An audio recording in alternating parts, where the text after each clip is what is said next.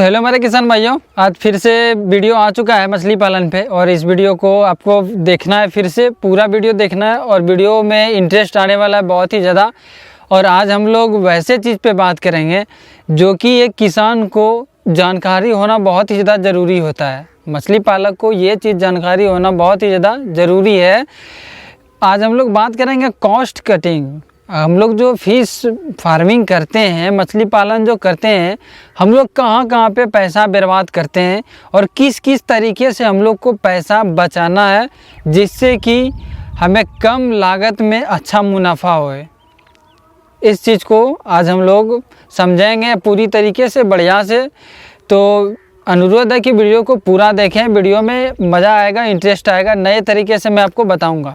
तो सबसे पहली बात ये आती है कि हमें मछली को भूखा क्यों रखना चाहिए, सप्ताह में एक दिन क्यों रखना चाहिए और कब से रखना चाहिए। तो किसान भाइयों, पहली बात ये कि मछली को भूखा जब मछली 400 ग्राम से ओवर होने लगे उस टाइम से हमें सप्ताह में एक दिन को मछली भूखा रखना चाहिए। सप्ताह में एक दिन भूखा रखना चाहिए मछली को। अब किसान भाइयों, आपके मन में एक सवाल तो ज़रूर रहता होगा कि जब मछली को हम लोग एक दिन भूखे रखेंगे तो उसका ग्रोथ पे असर पड़ेगा।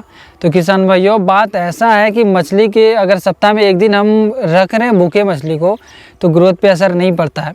अब क्यों नहीं पड़ता है कि मछली को जब हम लोग हाई डेंसिटी में फीडिंग कराते हैं तो हमारे तालाब में सप्ताह में एक दिन उतना स्टॉक हो जाता है फीड कि सप्ताह में अगर एक दिन हम मछली को भूखे रखेंगे तो हमारे मछली के ग्रोथ पे कोई असर नहीं पड़ेगा। हमारे तालाब में जो अवेलेबल फीड है वो खा के वो सर्वाइव एक दिन कर जाती है, कोई प्रॉब्लम नहीं होता है। अगर जब आपका मछली 500 ग्राम का हो जाए, पहला कॉस्ट कटिंग मैं आपको बता रहा हूँ जो कि सबसे महत्वपूर्ण है। फीडिंग हम लोग कराते हैं सबसे पहले, तो फीडिंग से ही लेते हैं कॉस्ट कटिंग। फीडिंग में कैसे करना है तो किसान भाइयों, मैंने अभी बताया आपको कि सप्ताह में एक दिन रखना है। आप देखिएगा कि कितने ज़्यादा बचत होते हैं, कितना ज़्यादा बचत होता है। सबसे पहले जब आपने भूखा रखा तो एक सप्ताह में एक दिन भूखा रखा, हमारे महीने में 4 दिन भूखा रखना है। 4 सप्ताह होते हैं तो 4 दिन भूखा रखना है। जब मछली 500 ग्राम हो जाती है तो उसके बाद हमें 3 महीने लग ही जाते हैं 1 केजी करने में। 3 महीने 1 केजी करने में लग ही जाते हैं। तो 3 महीने में कितने सप्ताह हो गए, कितने दिन हमको भूखा रखना है? 12 दिन तक रखना भूखा 3 महीने में। 3 महीने में आपने 12 दिन तक भूखा रखा अपने मछली को। अगर आपके तालाब में 4000 भी पंगास फीड है, पंगास फिश है, 4000 भी पंगास फिश है, तो वो ज़रूर है कि ज़रूर वो मतलब आपके तालाब में वो अगर फीडिंग कराते होंगे, अच्छा फीड कराते होंगे तो 3000 रुपये का वो फीड पर डे खाती होगी वो मछली। 3000 रुपये का पर डे फीडिंग करना उसको। तो 12 दिन आपने भूखा रखा तो 12 गुने 3 कर दीजिए, 36,000 रुपये का आपका जो है वो सेव हुआ पैसा। और मछली में कोई साइड इफ़ेक्ट तो 1% भी मछली में ग्रोथ में साइड इफ़ेक्ट नहीं हुआ, 1% भी नहीं हुआ।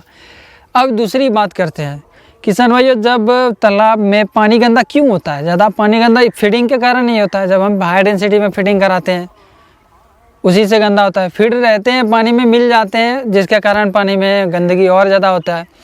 जब हम लोग एक दिन भूखा रखते हैं तो इससे क्या होता है, हमारे तालाब वाटर मैनेजमेंट पे क्या असर पड़ता है कि जो भी फीड रहते हैं पानी में मिले हुए वो तो सप्ताह में एक दिन मछली खा लेती है। तालाब के पानी का जो मिक्स फीड है, धरातल पे जो फीड है वो तो खा रही है सप्ताह में एक दिन जब हम फीड नहीं दे रहे हैं तो पानी भी बहुत हद तक साफ़ हो जाता है।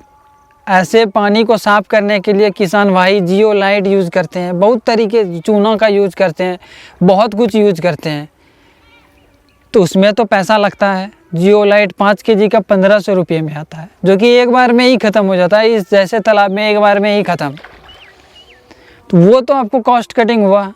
ऐसे आपने अगर महीने में 5 महीने में 6 महीने में 3 से 4 बार जियोलाइट दिया तो उधर से भी तो आपको 4 से 5 हज़ार रुपये का बेनिफिट हुआ।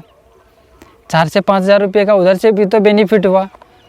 अब समझ लो कि अगर 4000 मछली आपके तालाब में है तो आपको कितना सेव कर सकते हैं। लेकिन हाँ, एक सिस्टम आपको बनाना पड़ेगा, फिश फार्मिंग ले करके एक सिस्टम बनाना पड़ेगा और सिस्टमेटिक तरीके से आपको फार्मिंग करना पड़ेगा, जिससे कि आपके प्रोडक्ट पे भी कोई असर ना पड़े, प्रोडक्ट भी आपका A1 हो, एक नंबर तैयार हो, और हमारा जितना एक्स्ट्रा खर्चा है वो भी बच जाए। पानी जैसे वाटर मैनेजमेंट को ले लें तो पानी निकालने के लिए भी तो हमें पैसा लगता है ना, चाहे आप पावर से निकालें, मोटर से ना पानी निकालें, बिजली के द्वारा ही मोटर से निकालें पानी, या फिर डीजल पंप के द्वारा निकालें। डीजल पंप में भी पैसा लगता है, बिजली से निकालें तो उसमें भी पैसा लगता है। दो ये चीज़ भी हुआ, यहाँ पे भी आपका सेव हुआ, थोड़ा सा ही सेव हुआ लेकिन सेव हुआ। उसके बाद किसान भाइयों से बात करते हैं कि ऐसे जब नॉर्मली 2 साल तक एक तालाब में पंगास मछली डालते हैं तो उस मछली का जो मिट्टी होता है, बॉटम का मिट्टी होता है जो धरातल का, वो ख़राब हो जाता है, लेकिन जब हम ऐसे रूल को अपनाने लगेंगे, ऐसे नियम पे जब हम चलने लगेंगे, सप्ताह में 1 दिन तक मछली को फीड नहीं देना है, तो उस तालाब में अगर हम 2 साल तक मछली को पालेंगे, 2 साल तक मछली को पालेंगे तो वो तालाब गंदा बहुत ही कम होगा। उसमें एक बार हम फिर से फिश का कल्चर ले सकते हैं, पंगास फिश का, उसमें एक बार कल्चर ले सकते हैं। हमारे तालाब में उतना ज़्यादा साइड इफ़ेक्ट नहीं होगा, मिट्टी भी ख़राब नहीं होगा, पानी भी अच्छा रहेगा, हम फिर से एक बार कल्चर ले सकते हैं। तो यही सब चीज़ किसानों को जानना चाहिए। ये छोटी छोटी चीज़ों पे किसानों को ध्यान देना बहुत ही ज़्यादा ज़रूरी होता है, बहुत। ये छोटी छोटी चीज़ें, एक दिन आप समझे कि हमारे एक दिन फीड ना कराने से हमें कितने ज़्यादा बेनिफिट हो रहे हैं। मछली पे कोई असर नहीं होगा, मछली पे कोई साइड इफ़ेक्ट नहीं होगा। ये आपको मैं बोल रहा हूँ, मैं ऐसे करता हूँ एकदम 100। इस तालाब में भी मैं करता हूँ, और मेरे पंगास मछली जो है 2 तालाब में, उधर भी मैं करता हूँ जिस तालाब में 400-500 ग्राम से ओवर मछली हो चुका है। मैं खुद करता हूँ।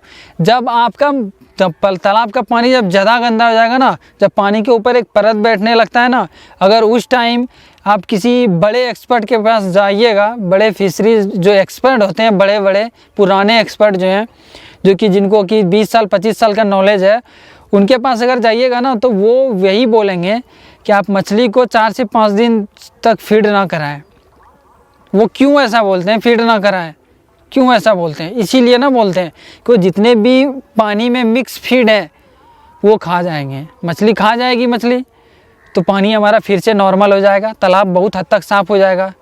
ये चीज़ बड़े बड़े बोलते हैं, बड़े बड़े फार्मर बोलते हैं।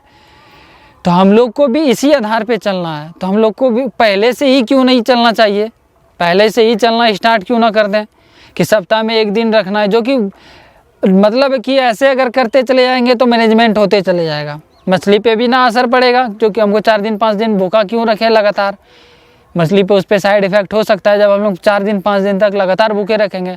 इससे बेटर है कि सप्ताह में 1 दिन भूखे रखेंगे और हमारे मछली पे कोई साइड इफ़ेक्ट नहीं, हमारे मछली का ग्रोथ भी 1 नंबर रहेगा, प्रोडक्ट भी 1 नंबर बनेगा, और उसके बाद फिर हमारा जो कॉस्ट कटिंग है वो भी हो जाएगा। एक्स्ट्रा जो हम लोग खर्च करते हैं तालाब में वो भी नहीं करना पड़ेगा, मस्त रहेगा, सब चीज़ इक्वल रहेगा, एकदम बराबर। और उसके बाद देखते हैं कि फिश फार्मर को कैसे नहीं फ़ायदा होता है। ये सब चीज़ अपनाने के बाद, ये सब नियम आप अपने तालाब पे लागू कीजिए, ठीक। उसके बाद आप देखिए कि किसान फिश फार्मर को फ़ायदा कैसे नहीं होता है, कैसे नहीं होता। अगर नहीं होगा तो फिर आप मुझे बोलिएगा, मैं कहता हूँ आपको 100% फ़ायदा होगा आपको। अगर वो मछली आपके तालाब से 110 रुपया केजी भी मार्केट में गया ना, तो फिर भी फ़ायदा होगा आपको, फिर भी आपको फ़ायदा होगा। 110 रुपया ही केजी आपके तालाब से अगर कोई लिया, बड़े बड़े व्यापार जो होते हैं वो अगर ले लिए, फिर भी आपको फ़ायदा होगा। लेकिन हाँ, कुछ नियम कानून से अगर कीजिएगा तो ना आपको फ़ायदा होगा। वीडियो लंबा हो रहा है, वीडियो को लंबा ना करते हुए किसान भाइयों, मेरे इस चैनल पे जो भी नए हैं प्लीज़ सब्सक्राइब कर लें, मैं आपसे यही अनुरोध करता हूँ। ये वीडियो बहुत ही ज़्यादा इंपॉर्टेंट है आप सबों के लिए। अगर देख चुके हैं, यहाँ तक आ चुके हैं, तो प्लीज़ सब्सक्राइब करें, लाइक करें। मिलते हैं अगले वीडियो में, अभी के लिए बाय बाय किसान भाइयों, जय हिंद, जय भारत।